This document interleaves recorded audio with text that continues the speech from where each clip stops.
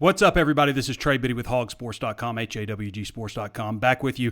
After taking a week off, a lot has happened in that week. Arkansas obviously falling in their final game and then getting selected to play in the Texas Bowl versus TCU. Signing day is behind us. We're going to get into all of those things and more. It's HawgSports Live.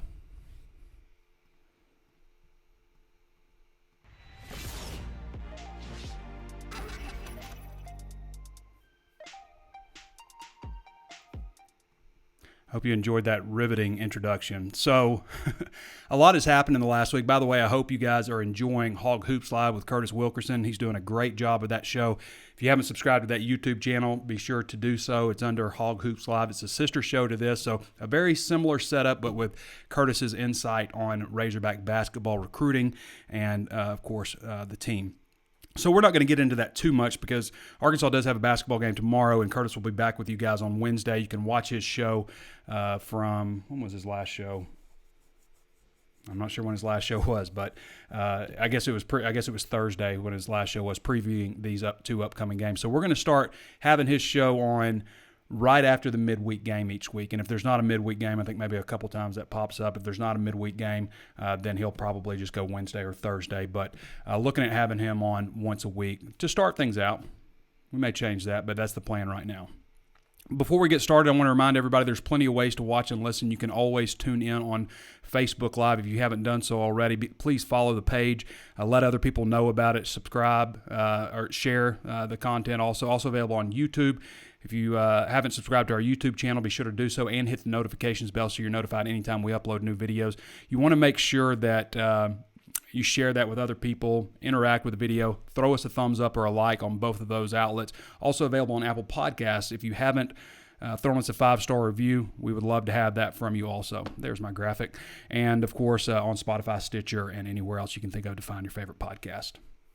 So let's just jump into it. Arkansas slated to play TCU, who obviously the two programs have a long history going back to their days in the old Southwest Conference. First started playing in 1920. Arkansas has won pretty close to twice as many games as TCU has in the series. They rekindled the rivalry a few years ago playing at TCU in 2016 and then at Fayetteville in 2017. Both away teams won those games. Arkansas won in overtime in a game they probably should have won more significantly in 2016, 2017 was kind of really the beginning of like, wow, this thing is not going well. I don't know. There was a couple of indicators, the previous season, but that was like the confirmation, like, this could be a rough year. And ultimately, Brett Bielema was fired, who ended up getting the Illinois job just recently. So congratulations to Brett Bielema. I think it was time for him to get back into coaching. On a side note, in the college level, aside from all the stuff with Arkansas and do they owe him money and all that stuff, I've always kind of rooted on Brett Bielema. I mean, I think he's a good guy overall. Just didn't work out at Arkansas at the end. Had a tough year in 2017 that he might have been able to survive had he not lost a couple of games he should have won the previous year and the year before that also. Really, that 2015 team should have been a 10-win team. The 2016 team should have been a 9-win team, and then he would have probably survived the 2017. But, I just think there were a lot of factors that led to that not working out. One of them, failure to recruit Texas, failure to recruit coaches who had Texas ties on his staff.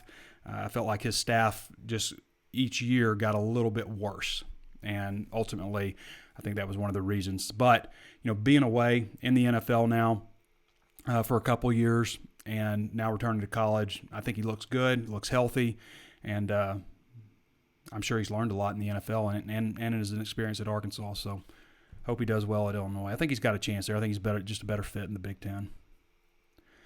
But I digress. Gary Patterson has been at TCU for a long time. These last few years haven't been like incredible. He's gone 7-6 in 2018, 5-7 in 2019, and missed a bowl game for the first time since 2013 last year, and 6-4 this year. This year was a bit of a trick, They do have some notable wins this season. I think a lot of people were like saying, man, I hope we don't play Oklahoma State. And, this is the team that beat Oklahoma State. So, like people were like saying, I hope we get TCU, I hope we don't get Oklahoma State. But TCU beat them. So maybe people didn't know that. Arkansas is a 5-point underdog in this one. So the game will be played December 31st. That's New Year's Eve. That's a Thursday. The game will be televised on ESPN at 7 o'clock Central Standard Time from NRG Stadium in Houston, Texas. Again, TCU is a 5-point favorite. The last time Arkansas played there was 2014. Yes, 2014. Beat Texas, the borderline erotic game, according to Brett Bielema. Let's go over a couple of things. So Arkansas, the important thing about a bowl game, and by the way, I found it comical how many people were saying, like when we were coming out with our bowl projection stories and stuff before the bowl, people were like, Arkansas is not going to a bowl game. They don't deserve to go to a bowl game. You guys are crazy and all this stuff. So let me explain it to those people who were like so adamant and I guess hadn't been paying attention that like there's not any real qualifications for a bowl game this year. But for those people, Arkansas won 3 games, okay, in the SEC, which is more than they have won since, 2016 was the last time they won 3 games in the SEC. They beat the 3 teams that they beat were teams that they were scheduled to play. 2 of the teams that they lost to, Georgia and Florida, weren't on the original schedule. They didn't get to play Charleston Southern, UL Monroe, Nevada. Those are 3 games that I think they would have won. I think most people would agree with me that they would have won those 3 games, especially how we saw how they played this season. So that's 6 wins right there, okay, that they would have had. And probably it should have had 7. I mean, the Auburn game was robbed from them. You know, the LSU game to a lesser extent. So that's the case for Arkansas, deserving to go to a bowl game. These guys deserve to go to a bowl game for what they did this season. I think COVID just, hit Arkansas pretty hard. I thought Sam Pittman made a really good point that they lost to some teams at the end of the year that they felt like they probably would have beat at the beginning of the year. Arkansas just doesn't have a lot of depth, and we'll get into recruiting and how they're going to fix that here in a minute. So 9 practices. So that's another big advantage to going to a bowl. It helps your exposure for recruiting, all that kind of stuff. But 9 practices. I mean, that's not quite a spring, but it's, 2/3 of a spring right there. So they've already got 3 in the books. They practiced today. Today's Monday for those listening and not watching live. 3 practices are in the books. Practice today. So they had 2 last week, 1 today. They've already scrimmaged once with the young guys. They'll scrimmage the young guys again Tuesday, just for about 20 minutes or so. And then Wednesday they'll leave. They'll have practice on Wednesday, and then they'll leave. And they'll come back Saturday, take a COVID test, and then practice Sunday. And then they'll have 2 more practices that next week and then a walkthrough on Wednesday. So 8 practices, really 9 with the walkthrough. Gatlin's out. Noah Gatlin's out. He's been out for some time. Julius Coates is out. Pittman didn't say Julius Coates is gone from the team or anything. There's been a lot of talk about that. I don't know what – I kind of do know the situation, but it's really – I don't know if it's any of my business. But I think that they would like to have Coates back and are working to get that to happen. 4 seniors will be back next year. 4 players who you would expect to move on in a normal year because they're out of eligibility will be back next year. Pittman wants to talk to all of them before they leave on Wednesday because the vultures come in, the agents, as he said. Some of the agents are good. And personally, I know one agent really well, and he's not a vulture. He's a good guy.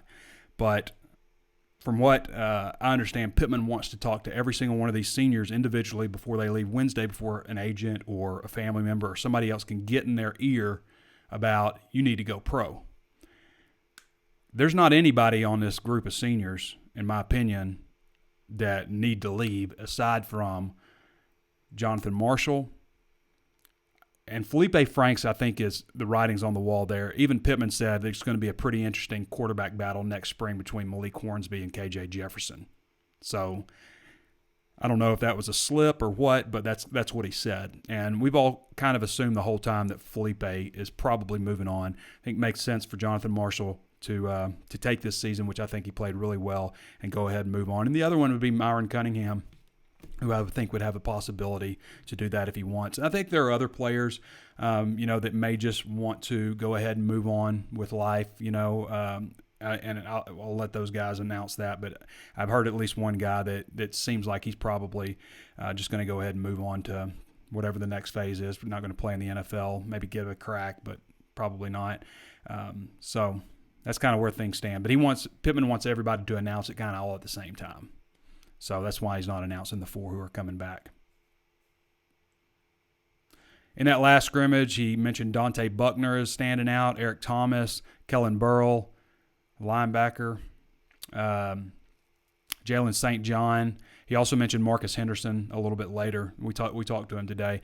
We also mentioned Marcus Henderson, who he thinks is a left tackle. Blaine Toll has moved back over to defensive end, which is where Pittman says his heart is. He had been playing tight end, but he moved back over to the defensive end for these bowl practices, for these scrimmages and all this stuff, and that's where he's going to remain moving forward. So he will stay at defensive end, and Marcus Henderson will stay at left tackle. He also said Kari Johnson is another guy out of that 2020 class he thinks is going to help them in the future coming up. And there's a lot of other guys that played this year. Nick Turner started the last game. Miles Slusher obviously played a good bit. So there's a few guys that contributed out of that true freshman class this year. But this is what Pittman said on quarterback, talking about KJ Malik. I think that's going to be a really good battle at quarterback in the spring. So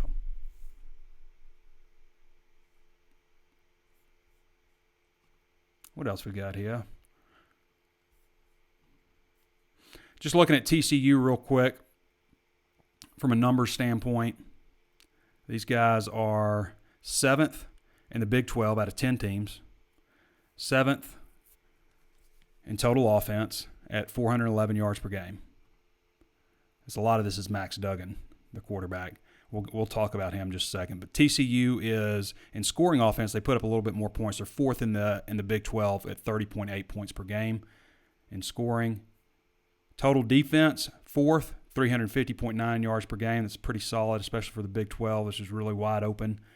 So 350.9.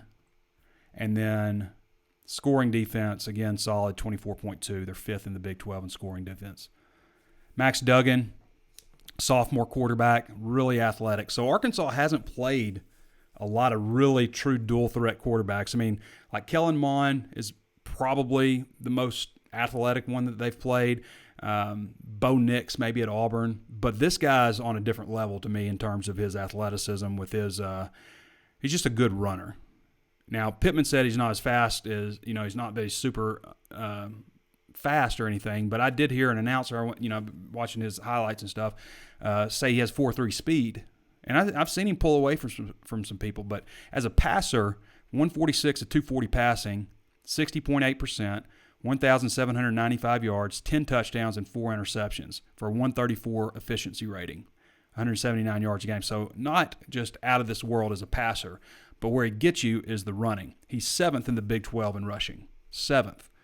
He's their leading rusher at TCU. Now they have Darwin Barlow. Some of you guys may remember him in recruiting, 73 rushing attempts for 428 yards for Barlow, but that was a guy that Arkansas targeted in recruiting under Chad Morris.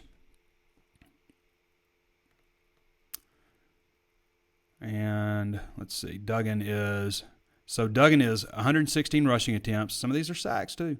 526 yards. It's 4.5 yards a carry, 10 touchdowns. So he averaged 52.6 yards a game. He had a game where he went for 157 yards against Texas Tech. 157. So he can get it. And it seems like forever Arkansas feels like they ran into a dual-threat quarterback one time after another. And this year, really, not just like an exceptional guy that can really, really burn you. I mean, Kellen Mond is a good runner. I don't know if he's just scaring you to death. You know what I mean? I don't know that Bo Nix just scares you to death. The kid at Georgia that they played in the opener, definitely wasn't a guy that just, was just incredibly elusive. Although he's a good runner, but he's not anything like what they're going to see on New Year's Eve in Max Duggan.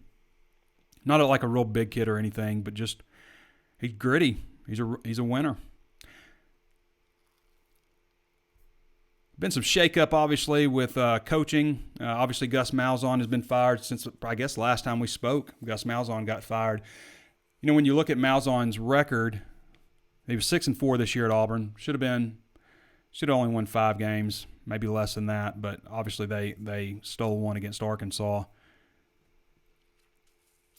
They went 9-4 last year, 8-5 the year before that, 10-4 the year before that, 8-5, 7-6, 8-5. And this first year, of course, they went 12-2 and lost the BCS national championship game. But Auburn's, it doesn't feel like they're having just a ton of success. And I think one reason is because their expectations are so high. And I can understand Auburn fans being frustrated with 8-5, 9-4, 6-4, never feeling like you're taking that next step. And this is a year that I think a lot of people thought that they could take that step, and they lost 4 games and should have lost 5 at least. So I can understand the movement, but I also understand a guy like Billy Napier turning them down, which is what all the reports are right now, that Louisiana's Billy Napier, I think they've only lost 1 game. They're like 9-1 this year, but he's had a strong few years there. So that seems to be a job that it's a great job. First of all, all these SEC jobs are great jobs. Let's not mistake that. But I don't know if Napier's just looking for the perfect situation or what. But Auburn fans have high expectations, and if you don't meet them, then they fire you. And we've seen it happen a lot. I mean, you look at obviously Malzahn played for a national championship, had a 12-2 season. That's been a while back now, so I get that. You had the previous coach for that, Gene Chizik. Gene Chizik won a national championship. 2 years later, he was out. Tommy Tuberville had a 13-0 season. It wasn't long after that he was out. So there's a lot. Terry Bowden, took over an Auburn team that was on probation. And, I mean, basically, according to several reports, they were paying players. That one reporter says he's seen the ledger and all this stuff and he's trying to clean stuff up. And in the process of cleaning it up, they just didn't win enough games, and he was fired. But he went 11-0 his first year. I went and saw them play. I saw Georgia and Auburn play when I guess I was in high school or something then. But anyway, I saw them play. That first year he was there, Auburn was tough. James Bostic. Stan White, I think, was the quarterback. Anyway, they fired him. So you got to – it's a tough situation because Alabama's right there.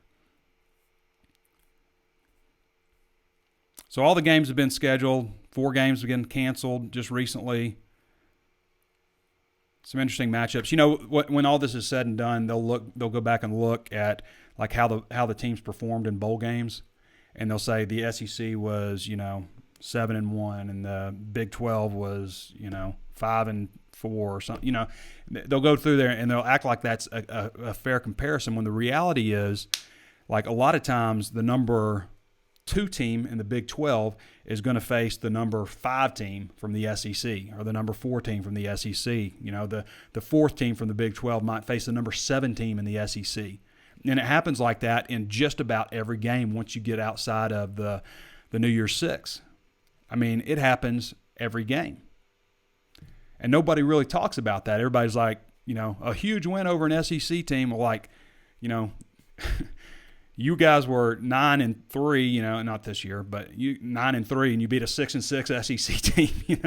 Like a little perspective on that. I just find it interesting how that's never brought up. The SEC almost always does really strong in bowl games, but they're almost always playing a team with a better record who is higher ranked in their conference. Defensive line recruiting, that was one of the areas that we went into National Signing Day. And it's like, okay, where's a deficiency here?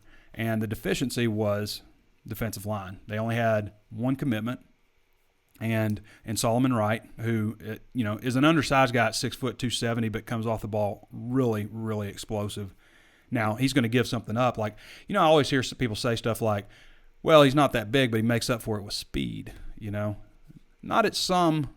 There's an expense there. It's not like just an even trade that you make up for it with speed. There's a reason there's like a prototype for the position. But we're, in college, and this guy comes off the ball extremely well, and I've seen a lot of defensive tackles in college that size who have had a lot of success. So he's an intriguing one. Cameron Ball obviously decided on National Signing Days, picked Arkansas over Arizona State. Whoa, goodness gracious. I guess do not disturb does not matter. So Cameron Ball decided for Arkansas over Arizona State and Georgia Tech. Wasn't a big surprise, I think, to a lot of people. He's been committed for a while. Jalen Williams was a nice addition, number 2 ranked junior college defensive tackle in the country. That's a guy that'll be able to help him next year. And, of course, those two joining Solomon right now. They have 4 spots left. They can get they have 1 spot left for the class, and they're going to push 3 forward, okay? And that's important because, as I understand, all these transfers are going to be eligible next year. I assume that's what the Division I Council meant, is all these transfers are going to be eligible. So not just grad transfers, which you're going to have a lot of those, but actual, just regular transfers. So you got 4 spots for them. They want to add a couple of defensive linemen, a couple of offensive linemen. And I say absolutely do that. Unless you can't find somebody that can help you, then maybe you look at somebody else at a different, some other position. But offensive line and defensive line, I mean, that's what has made a huge difference with this team. First of all, overall depth. Like Arkansas's linebackers are really banged up. And the reason that they're banged up, a big reason, is because they play too many snaps. Okay? So depth overall is something you've got to build towards. Okay? But when I look at Arkansas, and I see, and this is no disrespect to any of those guys out there fighting their guts out this year, but when I look at the offensive line for Arkansas, and I look at the opponent's offensive line, it's like 2 different levels, okay? These guys, and I've talked about it, so I don't want to talk about it a whole lot, but there's some guys in this conference that are just absolutely massive. And Arkansas's got some big, big guys, but compared to some of these other schools, it's just like these dudes are just huge in this conference. And it's been like that a lot of years. The only time I can remember at Arkansas where I looked all the way across the offensive line and I was just like, this is a group. This is a group of dudes right here, was back when Sam Pittman was at Arkansas the last time, when they had, Sebastian Totola, who's cutting his weight down from 370, when he arrived. Denver Kirkland, who played at like 340-something his last year. Dan Skipper, who was 338 or so. Mitch Smothers, who went, 320-plus. Frank Ragnow. I mean, that was a line, right? 2 years in a row, you had the biggest offensive line in football. Last year's offensive line was probably, I would venture to guess that it was, out of all the Power 5 conferences, it was in the bottom 10% easily, if not the smallest, like literally. And it wasn't because they were just like, you've got Myron Cunningham who's 6'7", but he's only 285, 290. Now he's 325. He packed on a bunch of weight, 35 pounds. He did the same thing with Ricky Stromberg, which, by the way, if we want to talk about injury stuff real quick, because Stromberg did miss the last game, but it looks like everybody's going to be back, that it didn't have a season-ending injury. I don't know if Grant Morgan had a season-ending injury or not, but if he didn't, he's going to be back. And the same way with, pretty much everybody else. Again, Noah Gatlin's out, Julius Coates is out. But aside from that, if you didn't have a season-ending injury, then he expects him to be back. So that could mean Bo Limmer's back. It could mean Ricky Stromberg's back, Grant Morgan. That'd be good for Arkansas.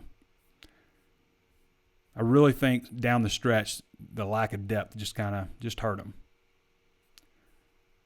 Wide receiver recruiting is another area that's really strong. Running back on the offensive side of the ball, like running back and wide receiver are probably your 2 strongest areas. But Justin Stepp just continues to knock it out of the park. Okay, so they got Keytron Jackson, who's number 160 overall prospect in the country, out of Royce City, Texas, 6'2", 186 wide receiver.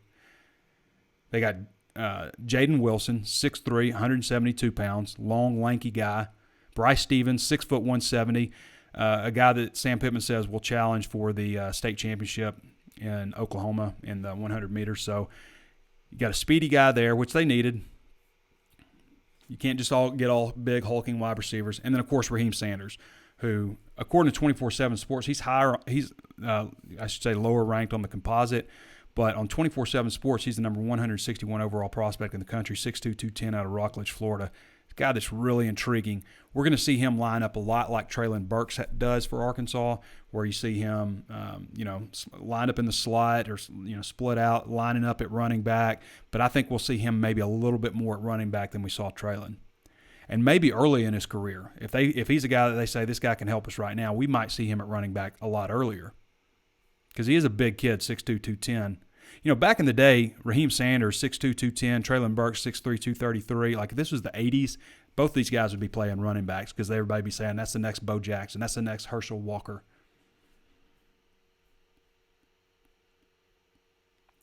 It's a good-looking haul. Stepp has done – he's just – and by the way, congrats, Justice Stepp, on the birth of his daughter. And Arkansas had a couple of coaches with daughters. So congratulations to both coaches. 4-star recruits. So Traylon Burks, Trey Knox, TQ Jackson, Shamar Nash, Darren Turner, Raheem Sanders, Ketron Jackson. Those are all 4-star recruits that Justin Stepp has brought in at Arkansas. Pretty impressive. And that didn't include guys like Mike Woods, who's been really solid for him, obviously. Now, a couple of those guys have left. TQ Jackson, Shamar Nash have both gone. Shamar's entered the transfer portal. Chibozie and Wana also has entered the transfer portal. There's a lot of stuff that we missed out on by taking a week off. Also, Jarquez McClellion entered the transfer portal. I'm going to talk about that in a second, too. And McClellion's going to FSU, by the way. But when you keep bringing in very highly rated guys, eventually, certain players are going to hit. And that's what happens at wide receiver, I think. And, yeah, good-looking group. So I want to say this on opt-out. And I know that there are players out there who legitimately opt out over concern for the coronavirus. I also know that there are players out there who used it as a reason to quit the team, okay? And I said I'm not going to hold that against anybody, and I'm not, because it's a tricky year. It's kind of like players getting injured during games, like after a big first down, a defensive player goes down and holds his knee, like what the Lane Kiffin thing. Like, I don't even know what that was. I mean, I know what that was. He was telling a player to fake an injury. That's what it was. And it's a big problem in college football, but there's no answer for it. They could literally, 11 guys could go down and act like they're injured, and there's nothing they could do because you can't be like, are you faking? You can't do that. So with this opt-out stuff, I would like to see the results of the players who opted out and returned to their team. Because right now, Arkansas had 5 opt-outs, okay? You had 3 underclassmen, Chibozie and Wana transferring, Shamar Nash transferring, Jarquez McClellion transferring. You had 2 more in season. Rakeem Boyd going to the NFL with 11 days left in the season. Going to the NFL. Jerry Jacobs, I guess he's going to try to go to the NFL, but he's not coming back to Arkansas. 0 for 5 on returning. Now, I'm not saying that they weren't all genuinely opting out for COVID. That's not what I'm saying, but I just find it curious, and I think if you look across the country, I bet it's like 90% or better. It may even be 100% of players who opted out who won't return to their team. And if that's the case, it doesn't feel genuine across the board, does it? It doesn't feel like you opted out because of COVID. It feels like you opted out because you're going to transfer. And if you did it before the season started, it's a way to stay with the team, stay on scholarship, all that stuff. I'm just saying. I'm not accusing any specific person of anything. But I'm just saying when you look across the scope of everything, we're going to see, I think, I would be surprised if it is a number different than 90%. If it's a lower number than that of players who return to their team. What do you guys think? Let me know. Post it in the comments below. It's going to be interesting to see what happens with these seniors. We've kind of run over this, but I think Devion Warren comes back. I could see Hayden Henry moving on, maybe trying to go pro, maybe just moving on. Ty Clary, I could maybe see the same thing. I think he needs to come back. I think it would be good for him to come back. Dorian Gerald, I could see him moving on just because I think he had his mind set on that. But Dorian should come back. He should come back, put together a full, good, healthy season, or at least attempt to, and put some good film together. Maybe get drafted. I think he's got a potential. I think Felipe Franks is gone. Jack Lindsey, I could see him coming back. I mean, it's not going to hurt Arkansas for him to come back. He could be the starting holder. He can take road trips to Alabama, LSU, Ole Miss. Where else do they go? Where else are they going? They get Auburn and Mississippi State at home. Texas A&M, so they go to Arlington. No, that's the Arkansas home game. Well, I can't remember. Tyson Morris. I think it would do. I mean, if he's going to be the top 6 wide receiver, which it's going to be close for him, to be top 6. You got Jaquelin Crawford coming back also, who'll be eligible. I guess Jaquelin can play in the bowl game. We don't know that. We should have asked that today. Micah Smith, I could see him coming back. He was injured most of the year. Grant Morgan, would love to see Grant Morgan back. I don't know if he will. I think he will. That would be a huge get if they could get him back.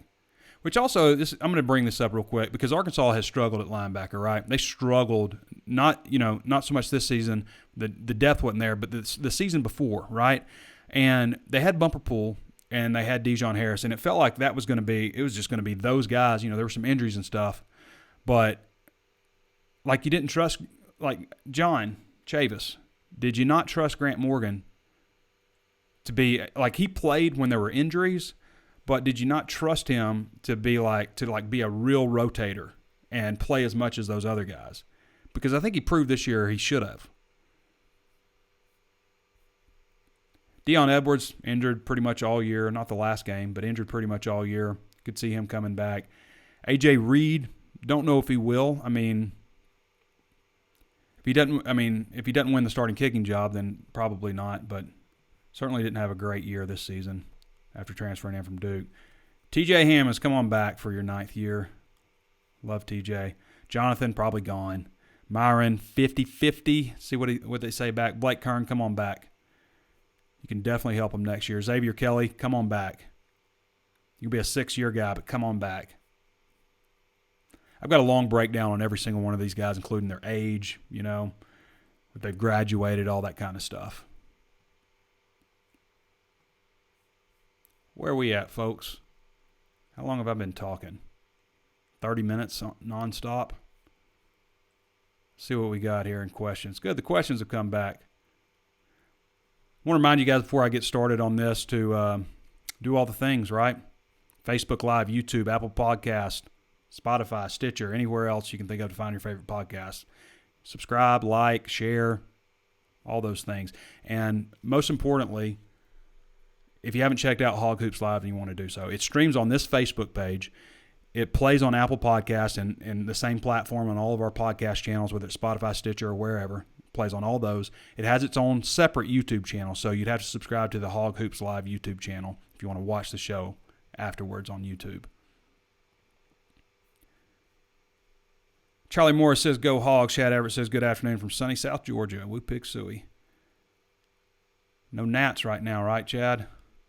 Spud Snyder says 50-23. Go last backs. What? Lady. Oh, lady backs. Ronnie G. Ivy says, what's up, Trey? You good? Go Hogs. I'm good. We're all packed up. We're ready. Oh, man, I was going to put my Christmas tree up. I forgot to do that. I usually like to do a little holiday something. I don't know if this probably be the only show this week because of the holiday season. So we're packing it in good today. But, yeah, I'm good. We're just kind of packed in, and I've done all my Christmas shopping, got everything wrapped up. We're just sitting on go. It's going to be a small, bitty family Christmas. I'm not going to Little Rock this year. We're just going to do it up here, me, the wife, and daughter. Casey, thanks for asking, Ronnie. Casey French Fulton says TCU fans are mad they have to play us. Guess they think we're not good enough for them to compete with, and it's embarrassing. Were some of the comments I saw on their page. Well, that's a good attitude that you want to have. And, for me, I like for Arkansas to face an opponent that is maybe having a better season, maybe a notch above, which TCU is right now, right? So, because I feel like if you get an opponent and you're like, should beat them, then you're just kind of like, it's just kind of like so much of the bowl games are about how you approach the bowl games, how you practice. And it's different this year, but did you go out the night before? Did you make poor decisions in your preparation? Did you not take this team seriously? All of those things come into bowl games. I mean, that's why we see teams that should be beating other teams just completely not show up. And we're going to see that this year. So for Arkansas, I think it's important for them to, look at a team and say, we can beat those guys. But TCU, I don't understand that. I mean, they were just 5-7 last year, right? They didn't go to a bowl game either last year. I know they won more games. They did in the Big 12. But, It's not that big of a difference between these two programs, I don't think. I think it'll be a good game. I think it'll be a 50-50 game. But that's fine with anybody that wants to have that attitude about Arkansas now, because Arkansas will fight you. Hello from Fort Wood. Good thing about playing in a bowl game is no SEC officials. Good point, Larry. Larry also says had TCU played the schedule Arkansas played, they'd not be any better. So you're probably right. It's a different league. I don't care what anybody says. Playing in a Big 12 slate versus playing an SEC slate is different. Arkansas had what, again, some may consider as the toughest schedule in the history of college football. Justin Courtwright said, just want to see what your thoughts were on any assistant coaches are leaving this offseason, or is there any indication that any are leaving?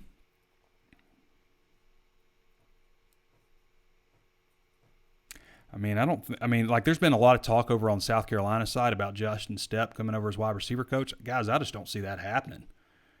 I don't see that happening. I don't think, just keep them going down the line. John Cooper, who, again, also had a baby this weekend. I don't see anything going on there. Offensive line, I seriously doubt Brad Davis is going anywhere. Kendall Browse has been talked about here and there as maybe getting a job somewhere else, but I think he'll stay. I think, from what I understand, he likes the area here. Jimmy Smith staying. I don't see anybody leaving. I think they could very well. Barry Odom's been brought up a few times too, but just the way things ended with playing Missouri and Alabama maybe took a little bit of the luster off of that. He didn't make the Burroughs award cut list or anything like that. So maybe that takes a little bit of the luster off of Odom, but I do think that he'll be a head coach again someday. But I think he stays around another year. Sam Carter, same deal. Ryan Rhodes, same deal.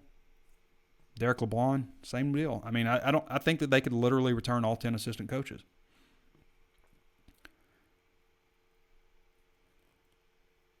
Rocky. So yeah, Marshall's gone for sure. Kyle Curry says, Trey, any indication as to what the future holds for Felipe? I think he's gone. Between the bowl game, possible Senior Bowl invite, and the Combine Pro Days, one would think he could work his way into a late-round pick. I think he has a possibility to be a late-round pick. Yeah, but nothing better than that. And I don't think if he came back, I don't think he's going to change that much. So I could absolutely see him moving on. I think it was good to get a good taste of KJ Jefferson, wasn't it? That's the only way you can feel okay about your quarterback situation moving in. When it transitioned from Tyler Wilson, from Ryan Mount to Tyler Wilson, we saw a really good look at him against Auburn and said, okay, this is a guy that can win games for Arkansas. And I think we saw that against Missouri with KJ, even though they lost. But they still scored 15 points in the fourth quarter with a 10-point lead going in. They just gave up too many points on defense. Scott Hickman said, I swear I see 15 players a game now crossing their arms after making a big play. I know. You can't do that. Stupid, dumbass ref. Really, you're a dumbass. No, you got me worked up, Scott, thinking about that.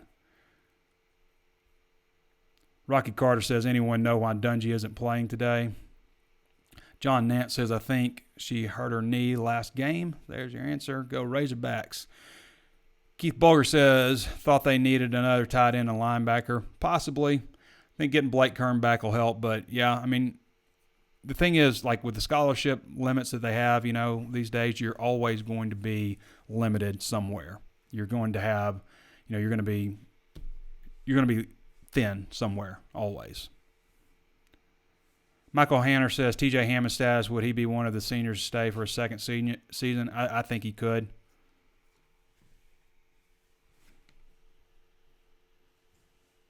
Larry Bateman says, agree. Trey, to me, it's an excuse. I wish they could get the coaches to tell us the facts about what those did. What we got going on here? The dog's trying to get in. Justin Courtwright just says, Trey. Drew McDaniel says, prediction for the bowl game. It's a little early. I want to look some more at TCU. I like that quarterback a lot, though. He's a guy that can give you trouble. I like him in a bad way.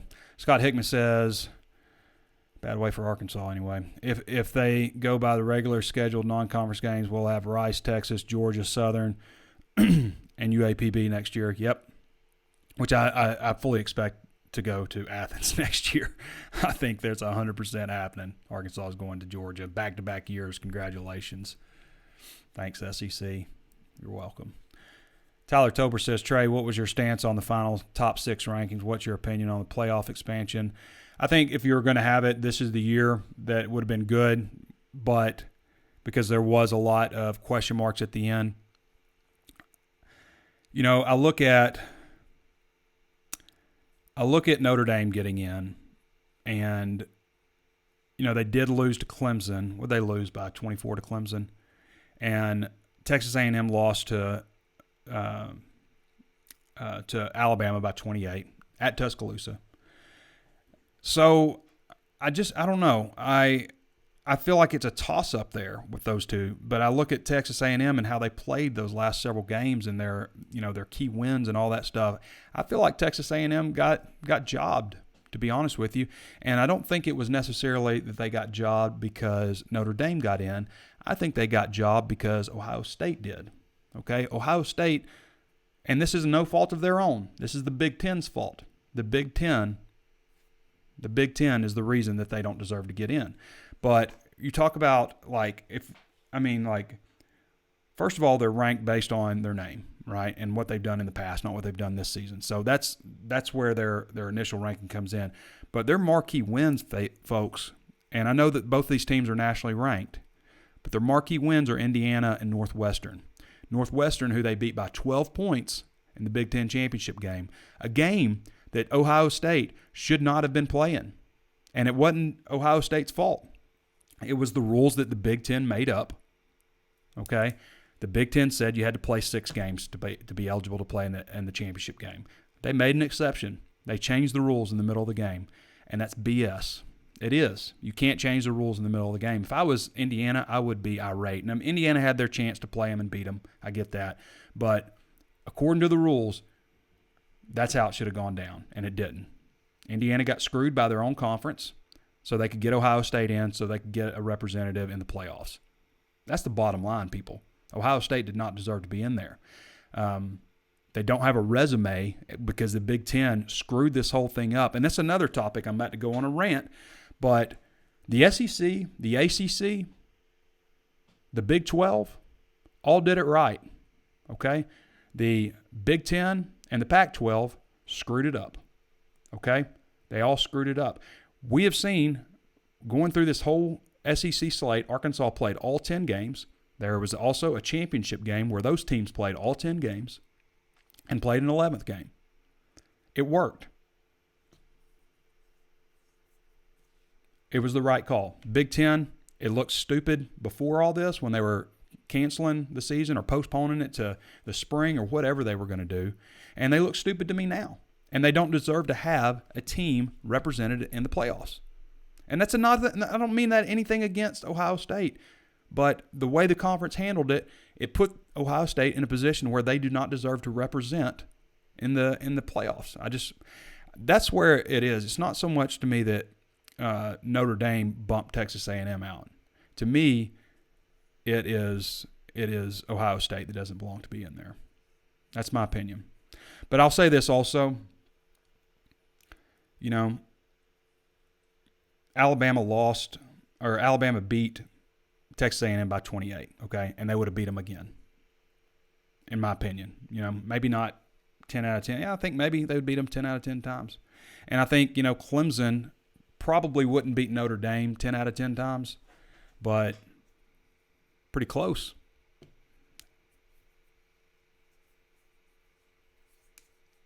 I think they would pretty close beat them 10 out of 10. So, anyway, that's my take on it. Long answer. I'm about to hit that threshold of 50 minutes where my voice starts going.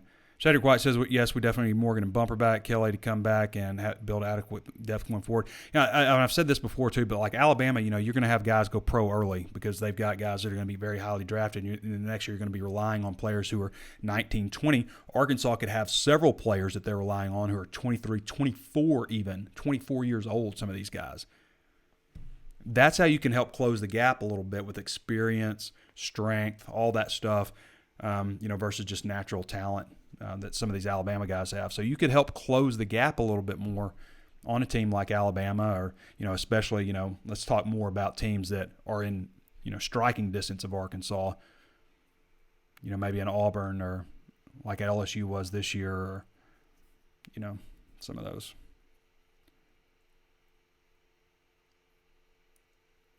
I went to high school with TJ. Why did you have to put him on blast like that, Trey? LOL, says Colton Smith. I wouldn't put him on blast. I love TJ. TJ is one of my favorite players all time. He knows that too.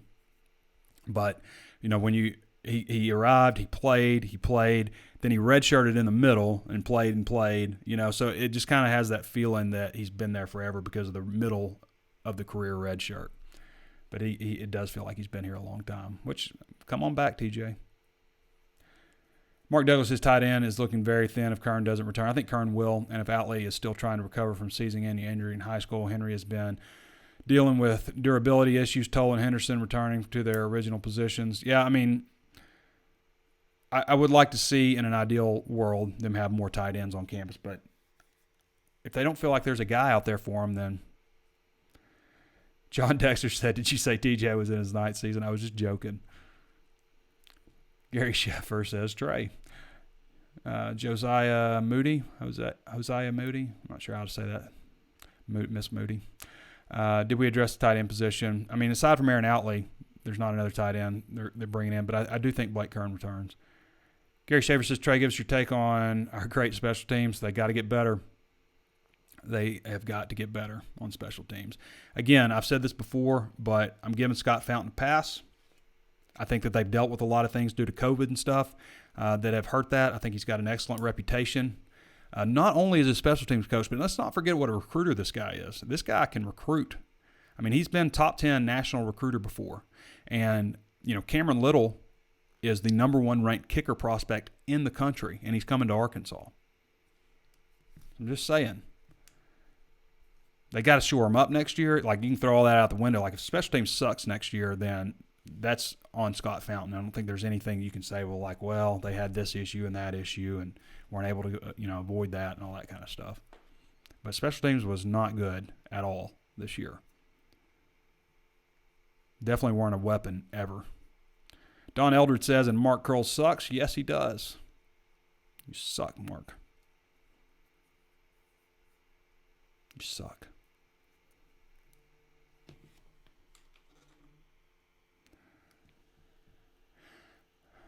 This is going to be a tough one. Ubuntu, Elimu, Ahuru. I think I nailed that. In my opinion, the best Razorback teams the last 20 years, yes, have been teams full of Arkansas guys. We need more of that. Yes, but you can't just say we're going to get a bunch of Arkansas guys and we're going to be good again. You can't just say that. There has to be, it has to be talent in the state. It has to be those years. You have to have a 2008 type of year. A 2019 type of year. You have to have some of those years. You can't just be let's go out and get a bunch of Arkansas guys. They only had 5 in the class. That's all they needed in this class. I don't know that there was other guys that you just be they definitely got to go get this guy. So, yes, I think you're absolutely right in that opinion, but you can't just manufacture it. It's got to happen naturally. Don Eldred says, Big Ten also has changed the quarantine period so the 22 guys missed for the Big 12 championship game can play in the college football quarterfinals. Just changing the rules all the way around. Well, that was a stupid rule in the first place. You didn't need a 22-day damn quarantine period.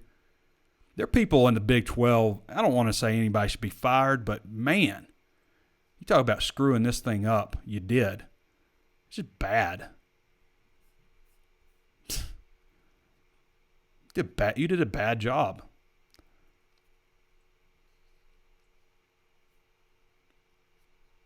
Alabama wouldn't beat them 10 out of 10 times without Waddle. Maybe not.